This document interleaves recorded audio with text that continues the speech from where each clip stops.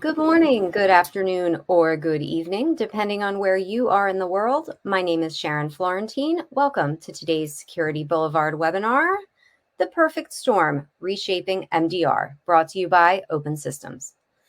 We have an awesome webinar for you today, but before we get started, I need to go through some quick housekeeping items with you. First, please remember that this webinar is being recorded, so if you miss any or all of it, you'll be able to go back and watch it again. We will send you an email with instructions for accessing the webinar on demand, or you can always visit us at securityboulevard.com/webinars, and it will be there for you as well. We are taking questions throughout the presentation, so if you've got anything on your mind, feel free to use the Q&A tab on your console. Send those questions over to us. We will try to get to as many as we can at the end of the presentation. Finally, stick around because we're doing a drawing for 4 $25 Amazon gift cards. So stick around, as I said, to see if you are a winner. Finally, there's a handout for you available for you. You can download that. Just go to the handouts tab, pull that down. Got some really good reading for you there. And we have a really great presentation. I'm pleased to introduce Tom Korn, the Chief Product Officer with Open Systems. And I'm going to turn my camera and mic off. And Tom, I'm going to let you get right into it. Terrific. Thank you so much. Welcome, everybody. I'm thrilled to be here today. I'm actually here live from our Security Operations Center in Redwood, California. We have a terrific session today. We're going to cover a few topics that are big questions that we're getting a lot from a lot of our clients around what's shifting in the threat landscape and what's changing. What are some of the most significant challenges that organizations are facing when it comes to detecting and responding to modern attacks? From a process perspective, from a technology perspective, and from a people perspective. So I'll dive right in. I think you'll find this a meaty topic, and hopefully will generate a lot of good thinking and discussion from it. As the title suggests, this really is a perfect storm today of three forces that are making this an extraordinarily significant issue. One, of course, is threat landscape. Threat landscape is always evolving, of course, but I think two particular parameters here. One is the weaponization of cyberspace that's making this difficult. By this, I mean that the ability to create sophisticated attacks used to be relegated to highly sophisticated attackers. But today, the tooling that's available enables really average hackers to do some very sophisticated attacks, and that's escalating the number, the quantity, and the significance of the attacks. But also the shift from malicious software, malware, if you will, to the increasing prevalence of malicious use of legitimate software. And I'll get into that in a moment. Another force that's reshaping this landscape is just sheer complexity. I would argue that complexity has become as significant a threat in cyber as the attacks themselves. Organizations have so many tools, so many alerts, so many new surfaces to protect, and they're facing with far too little context to really work with, and teams are very siloed. And I'm going to cover this in a bit more in just a moment. And the third force here is just a real shortage on talent. This is a highly specialized skill set, and the difficulty in attracting and retaining the talent necessary to really drive this type of activity in organizations has become a really substantial challenge. And let me start with the weaponization of cyberspace. Beyond the tools that are available, the whole model of the threat landscape is changing. For a long time, we were really dealing with malware, if you will, as a metaphor, bombs. New malware shows up that we have to uncover and detect using various techniques, started with signatures, moved into behavioral and AI approaches. But what is changing very substantially is the shift to non-malware attacks, living off the land attacks, if you will. And the model here, if you will, is a van that's being weaponized by driving into a crowd of people, right? The whole model shift. This isn't so much about how do I find a van. This isn't a van I've seen before. What's important is how the asset is being used. And these are the kinds of things that we're seeing today. And it's hacks. It's not a piece of malware. It's using PowerShell to scrape an LSAS directory to harvest credentials, so that it becomes far more challenging. It's not about, hey, I've discovered PowerShell in your environment. It's how is PowerShell being used in your environment. Another factor here is the context question. And by this, I mean, we've always had a lot of context about threats, and that's getting better and better all the time. What we've often lacked in this industry is context about what you're defending. It's one thing when everything resolves to an IP address, but what is that IP address? Is this an important asset or not an important asset? What is the user that's on that? What does it connect to? What things are dependent on it? What application or data does that support? That is critical to making security decisions. And in the absence of it, there's an expression: you can't secure what you don't understand, and I think that is incredibly true. And that's one of the things making this difficult. A third factor is just this expanding threat attack surface, right? Obviously, we're not dealing in an era with corporate laptops inside campuses connecting to data centers. And certainly the pandemic has exacerbated this phenomenon, but this has been going on for a long time. We're dealing with someone's personal iPhone or mobile device connecting to Salesforce or Workday, or to an application built on a Kubernetes cluster currently running on Azure or some other infrastructure as a service. Increasingly, we're faced with how do we secure things that are running on environments that we don't directly manage, own, and control in a very broad sense. Where do we install controls? How do we get the visibility and telemetry? This has become a huge complicating factor. Finally, the sheer number of tools that we're dealing with is incredibly overwhelming. Security is a startup industry. It's highly innovative. If there's a new threat or new operational issue, there'll be a group of people who come up with a really novel approach to how they could solve that problem. There will be venture capital and other things to fund that. But what that's left us with is thousands of highly specialized tools and vendors. The average organization owns between 50 and 100 security products, which is just an astounding number. There's a statistic from Gartner that 90% of breaches are leveraging misconfiguration and misalignment of these controls, which basically the complexity has become as much of the problem as the attacks themselves. So as we look to solve this problem, security is really a set of course, of processes that we need to do. Processes to predict where we have risk.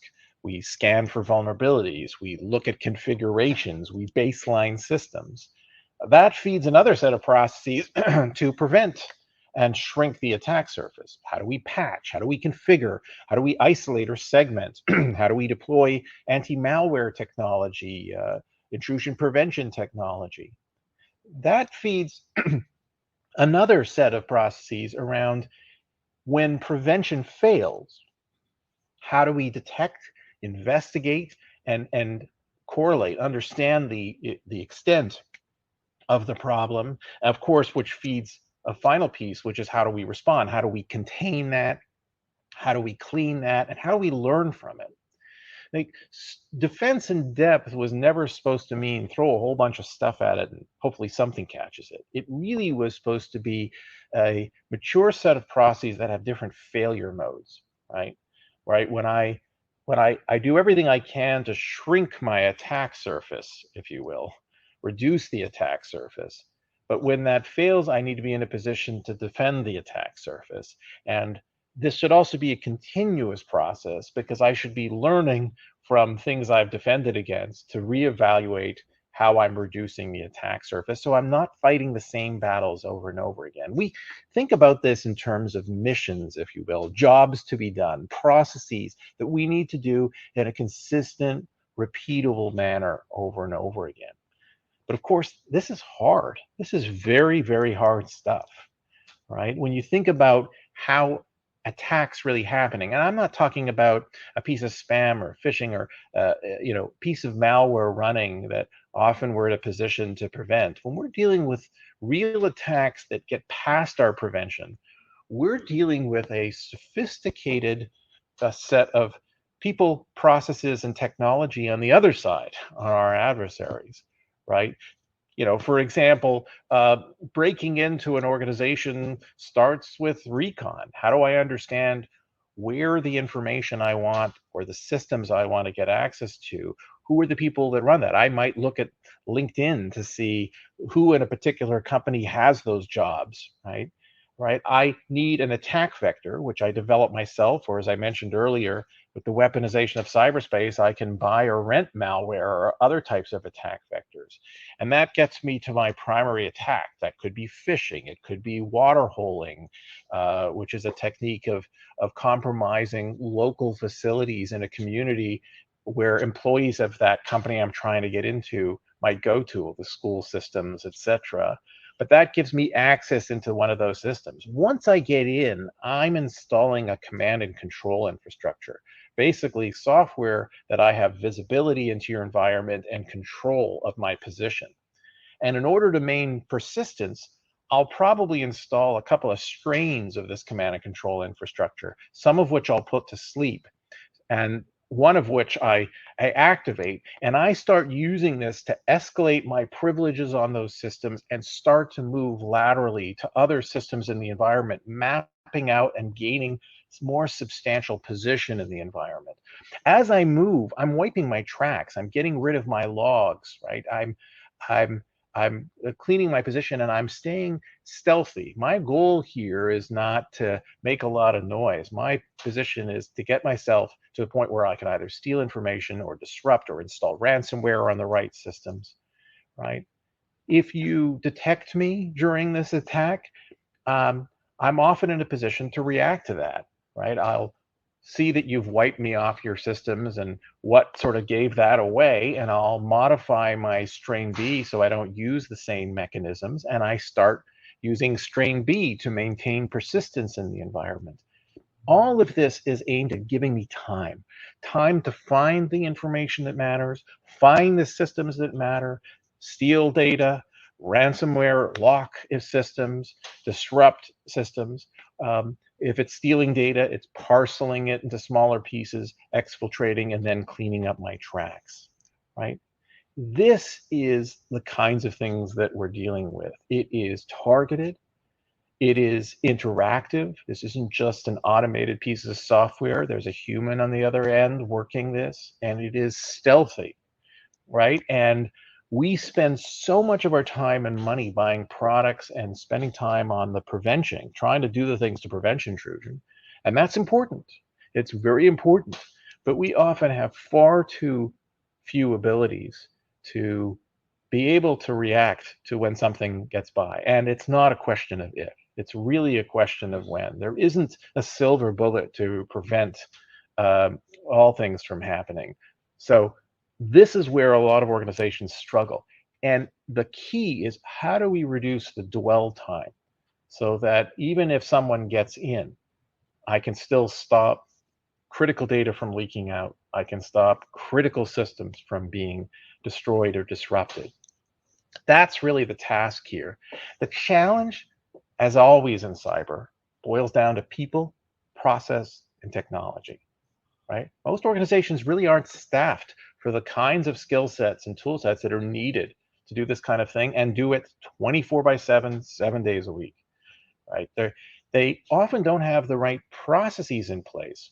Organizations often have more mature compliance processes, but very often we go into organizations and we see the detection is best described as firefighting, which is not the right place to be able to solve this problem. And from a technology perspective, there's a really heavy emphasis on leveraging the same preventive technologies and preventive telemetry in the detection and response cycle, and it's a real mismatch, right? If the preventive technology had the right signals for detection and investigation, they probably do better at being able to prevent those things in the first place, right? It's a bit of a mismatch, and I'm going to get into that in just a second.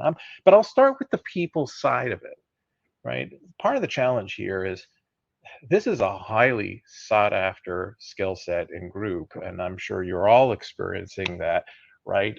There's a recent study that just came out from the Information Systems and Security Association, and they did a study in conjunction with the Enterprise Strategy Group, that the cyber skills crisis has been really going from bad to worse. And today, more than half of organizations today are highly impacted by this. It is very difficult to find these skill sets. There are millions of open positions. This is a really hard thing.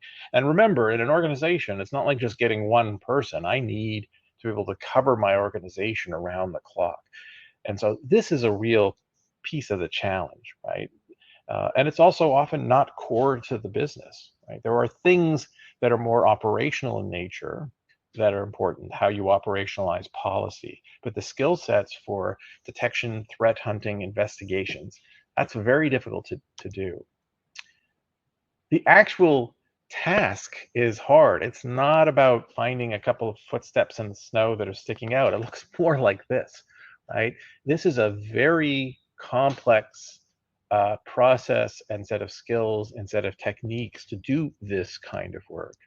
And going back to that sort of flow chart to get a sense of the job to be done here, like the mission of doing detection and response. First, to even set up the program, the right way to do it is to define a playbook. And then based on that playbook, to identify the kinds of data and the kinds of context that you're going to need to be able to run those plays. I often talk about security is a data problem.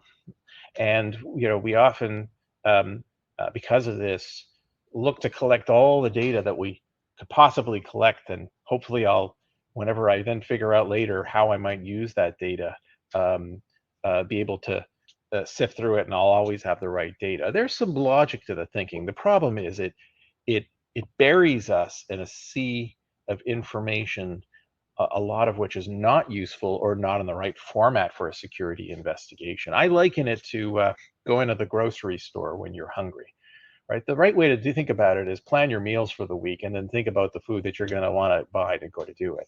You need to define a security process and playbook for detection and response, and think about the kinds of data and context you're going to need to support those decisions. Then you need to think about the tooling you have in place. There is context like threat intelligence and asset intelligence. What are these infrastructure, applications, users? But then I need the right kind of telemetry to conduct investigations. And then from there, right, it's setting up the processes for detection and investigation and response and remediation. Right? This is a set of processes you're going to run over and over and over in a consistent manner. That's the way this gets done efficiently and effectively, so that you can run this 24/7. Once you have this in place, that process is going to be in this cycle of monitoring for suspicious behavior. Again, we're talking about when prevention fails, monitoring for suspicious behavior, validating that, and then using that to map out the campaign. This is important. In detection and response, you're not dealing with a compromised asset. You're dealing with a compromised organization, a compromised environment. You need to understand everything involved. It's like getting cancer. You can't cut out a little bit of cancer. You have to cut out all of it. Otherwise, you still are dealing with the same disease. Once you map out that, you have to think about the remediation options. Right? You want to make sure the cure isn't worse than the disease. You're not killing a bunch of systems while you're trying to clean this out. And then you have to validate this is done, because remember, we're dealing with an interactive attacker. So making sure that you really kick them out of the environment is a really key part of the process. Clearly, this is a different process and mission than prevention and the kinds of things in just operationalizing policy. And that's key. Doing this well is key to reducing the dwell time in the environment and learning from the attack so that you can adjust your prevention. Now, The last thing I want to talk about is the technology piece, right? What as often we see in organizations is they're looking to a lot of their preventive controls, their firewalls and their secure web gateways and AV and intrusion prevention systems. They're looking to those same controls for the telemetry for their detection and investigations and funneling that up to a SIEM. And this has never worked, right? I think this model has been useful for compliance and log management, but has never really proven very effective at how do I deal with really a proper detection and investigation program. What has happened over the last several years that is very significant is the advent of EDR, endpoint detection and response. And the best way to describe this technology is think of it as putting a camera in every room in the building, recording all of the activity, being able to spot suspicious activity in the rooms and quickly be able to ask the question, show me every room where I have this going on. Help me rewind the camera so I can see what led up and what's happened since. And that has really enormously changed the entire field of security and how security is done and how detection and investigations are done. It's like having real-time forensics, if you will, going on across all of the endpoints and all of the workloads in the environment. That has led to the advent of MDR, network detection and response. This is the cameras in the hallways. And you can think of, well, now that I have the cameras in the hallways, I might see suspicious movement in the hallway and then say, well, what rooms did they go into and where have they gone? Or I might find the suspicious activity in one of the rooms or the endpoints and then say, well, what hallway did they come down to get into this room? And of course, you can think about this going all the way to identity and thinking about, well, what codes are they putting in the door? Have I seen suspicious activity and people trying to put codes to get into doors? Where have those codes been used elsewhere in the buildings? This concept starts to move across all elements of this framework. The important piece is how we connect the dots now between these. Because remember, there is no such thing as an endpoint attacker or a network attacker or a cloud attacker. There are attackers, and they're not attacking an endpoint. What they're trying to attack is applications and data. And that is accessible across all of these elements, right? I might harvest a credential in order to get on your endpoint, in order to get to a workload, to move across the cloud, move across the network. This is the problem. So the idea of expanding EDR to NDR to the identity side and now to what is often called XDR, extended detection and response. But this isn't about getting the old firewall alerts and IPS alerts and correlating them. This is getting the primary telemetry of the activity that's happening on here, finding suspicious behavior. Remember, this has occurred after it got past the firewall, after it got past the IPS. Find the suspicious activity and be able to conduct an investigation to find the full extent of this. Now, how does that fundamentally change the picture? Well, starting with the detective controls, the way we've approached it, for example, is we've built a platform called Mission Control. We run missions on it, which are, think of these as apps or workflows or process, a consistent process for how you do detection and investigation or how you do incident response, right? These missions are playbooks, which can run both automated elements and also have a global SOC team that is interacting with this information, is collecting the information from these detective controls to conduct that kind of an investigation. Now, there is certainly complementary information. Preventive controls are useful complementary information and alerts to that, but not the primary source. The detective controls are the primary source. And the other thing that's really important is the asset context. Who is this user? What is that infrastructure component? What is that app? Right? Understanding which assets are more critical than others. What are the dependencies? What assets are dependent on that asset? You know, what and vice versa. That context needs to be collected, parsed, and enriched for the missions to be able to run appropriately. But it starts with the playbooks for detection and response. that dictates the kind of information and context you want to collect and enrich, and be able to run that in a consistent manner. And if there's a lot of elements that can be automated to run quickly, but it's also critical to have the right expertise on the other end of the line. And for us, our global SOC, we have security operations. I'm standing inside our Redwood City Security Operations Center. We have another one in Zurich, Switzerland. We have another one in Honolulu, Hawaii. But the ability to have that kind of skill set around the globe so that we can follow the sun on it, that's the concept. This is how we are approaching this today. Now, the challenge, of course, is this really has to be customized and conformed to your organization and how it works. And the way we've done this in a way that can be very powerful is for us to constrain this a bit.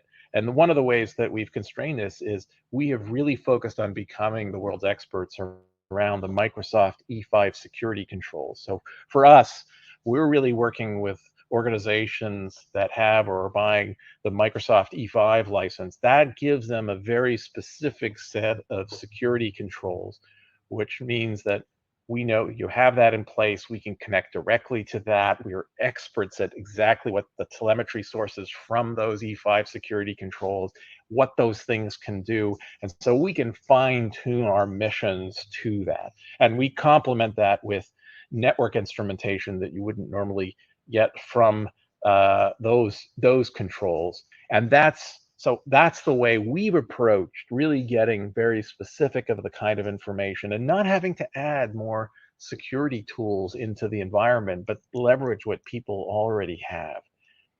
And that's key. The goal here is the process and this repeatable runbook and playbook. It's not the security tools.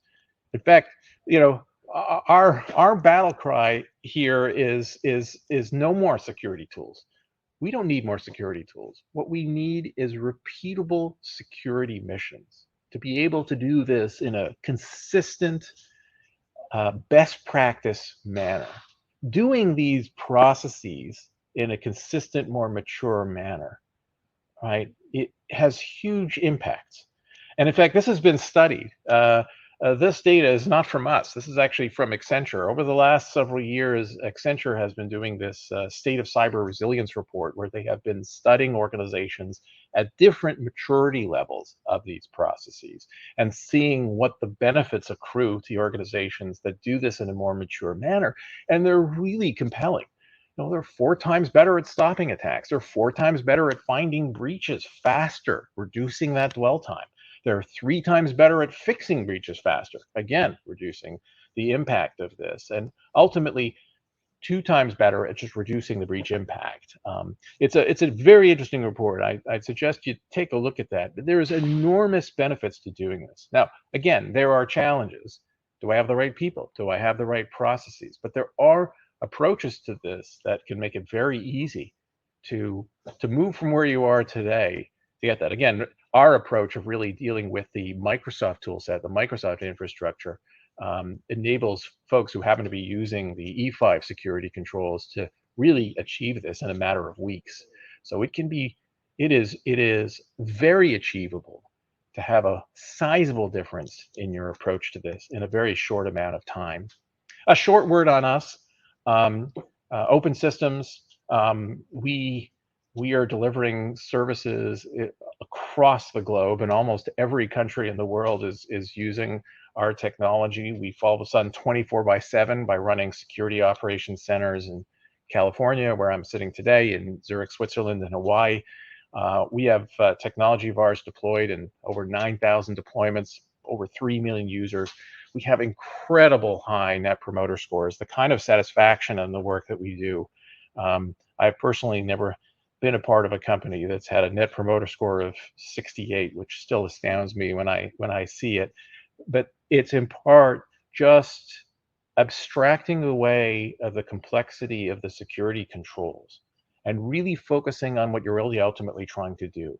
What is that security mission, that mission of detection and response?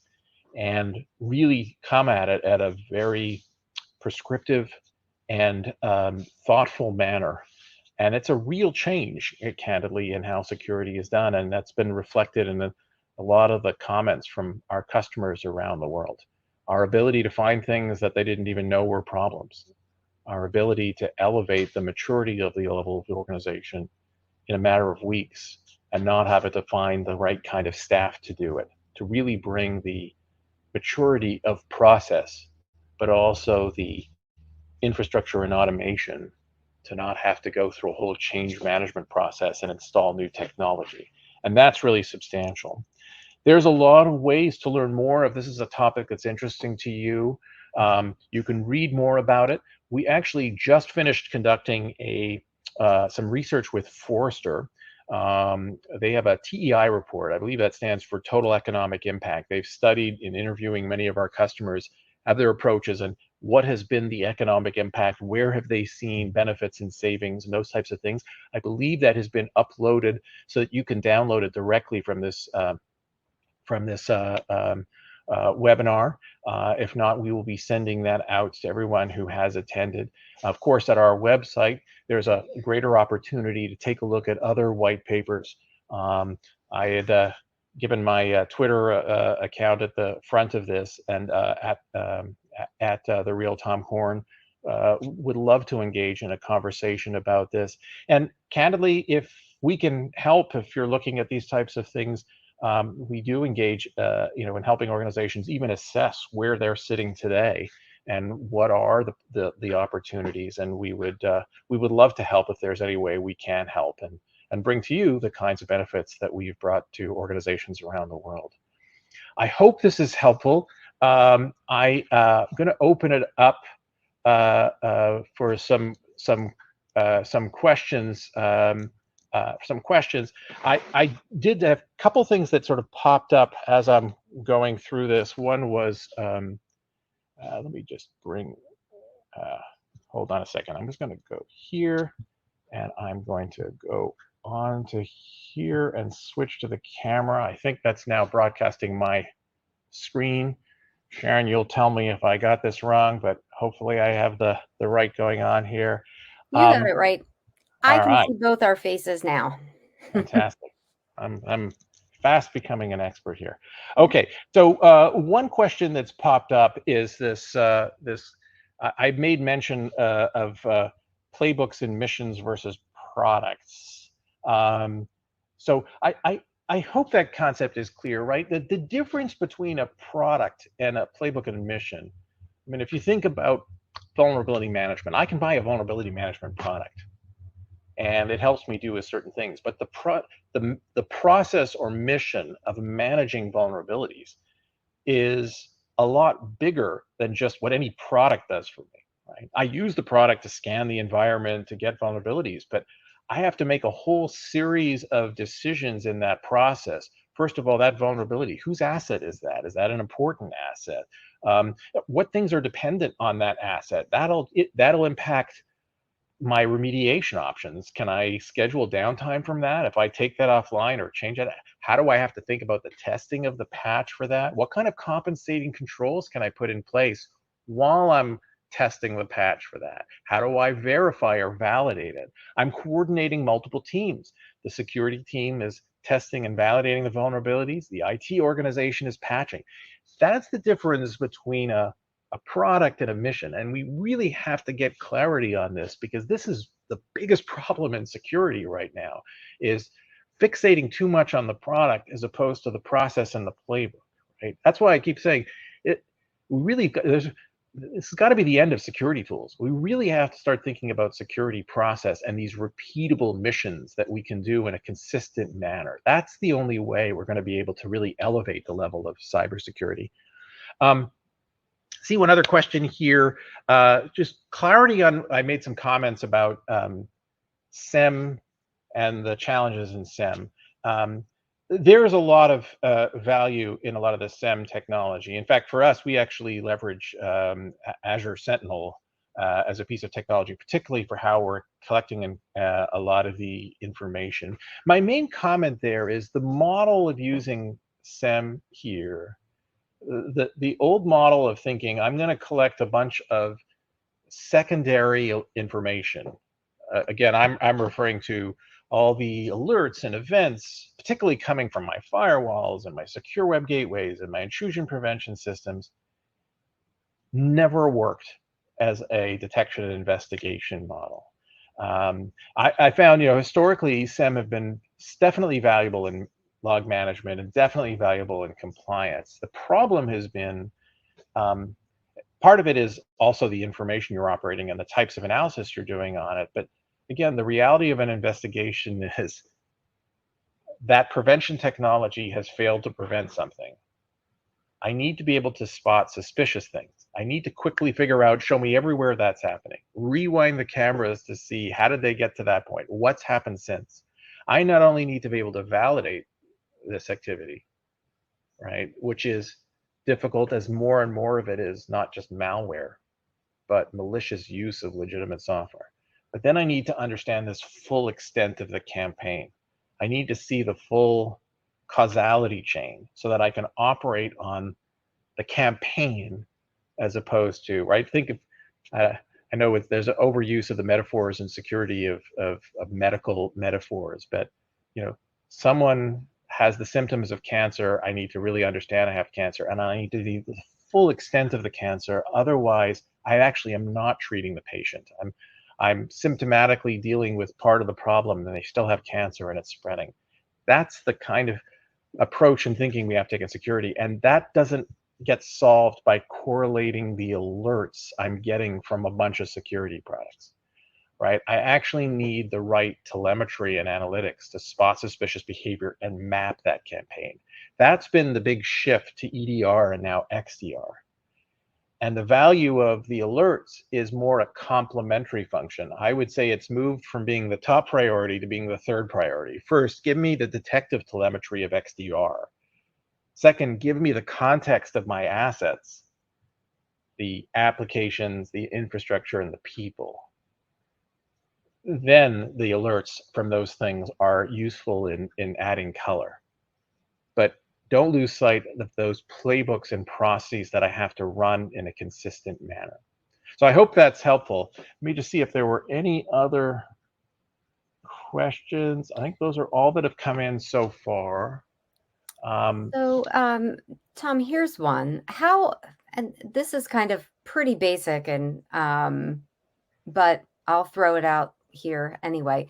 If you don't have a playbook, how would you go about putting one together? Like, where would you start? What would you put in it? I guess Yeah, is the follow-up. it's a great question. The starting points for most folks are to look at the standards boards, right? NIST has a set of processes that they suggest going on, best practices. My challenge with a lot of them is they're often sometimes verge on being academic and hard to operationalize, and then ultimately you need to customize this process for what controls you happen to be using. Right. That's why I said for us, the way we've tried to I think our effectiveness in solving this problem has come from two things. Picking a specific approach, right? There are many ways to do this wrong. There are several ways to do this right. We have picked a set of processes that we know work very well. They're consistent with best practices, and we run them over and over again. The other thing for us is to shrink the variability and get really good at a very specific control set. That's why for us, we've specialized in the Microsoft E5 security suite. Microsoft in the last, 5-10 years have done some extraordinary progress on the security front. I mean, it's so unfathomably different to me than when I know Microsoft from a decade ago. And I spent years as an executive at RSA and at Carbon Black, VMware. Microsoft has come a long way, and now these controls are so accessible, and so many organizations around the world are big Microsoft customers already with Office and Azure, etc. And their security controls run not just on the Microsoft infrastructure, they run on Linux, they run on Macs, they run on other types of controls. That gave us a basis to get really become experts at those control sets so that we really understood what are the sources of telemetry we can pull from that, how to optimize those control sets, how we can leverage them from enforcing policy. So the mix for us of picking a few really best practice processes and targeting them with using the Microsoft control set, complementing that with a few pieces where Microsoft doesn't have the right piece. Like we happen to be experts from our heritage of the network instrumentation. So we do a lot of work on network detection and response. That's how we've managed to do this. Doing this on your own requires some of the same work. And that's where a lot of organizations that don't have the experts on this in-house struggle with building these playbooks. And so it really becomes a question of, am I going to start hiring experts at this type of thing to be full-time, which is a challenge? Do I bring a consulting organization to help me think about these playbooks? Or candidly, can I actually take these processes as a service? Can I actually have a platform in the cloud that allows me to connect to my, in this case, Microsoft controls, so I can run these missions and have some experts on the back end when needed to look at it and to insert themselves? And that's to me what is reshaping MDR. That's what's reshaping managed detection and response, is this approach to a platform for running these types of best practice processes. Okay. So Right. it looks like we've received the ends of the questions. Yep. I hope that's been helpful to everyone. And this really is a fascinating topic, which I'm sure we'll all continue to learn from. It would be and my absolute pleasure to help in any way they can, as you all are going through your journey on this. So please, we'd love to hear from you. And we hope you enjoy the white paper we're sending out, but please do keep in touch and let us know if we can ever help on it. And I wish everyone a safe and healthy journey for the rest of the year. Yeah, indeed. Couldn't have said it better myself. All right, folks. So just a quick reminder that this has been recorded. So if you missed any or all of it, you can go back and watch it again. We'll send an email with instructions for accessing the webinar on demand. So keep an eye on your inbox for that. All right, so now it is time for us to announce the winners of our Amazon gift card drawing. And those winners today are Paul P. Congratulations, Paul. Lucy C. Congratulations, Lucy. Stan T. Congratulations, Stan. And Richard B. So congratulations to all of our winners there. We will send you a separate email with instructions for claiming your gift card. Keep an eye on your inbox for that. And if you don't see it there, make sure and check your spam folder.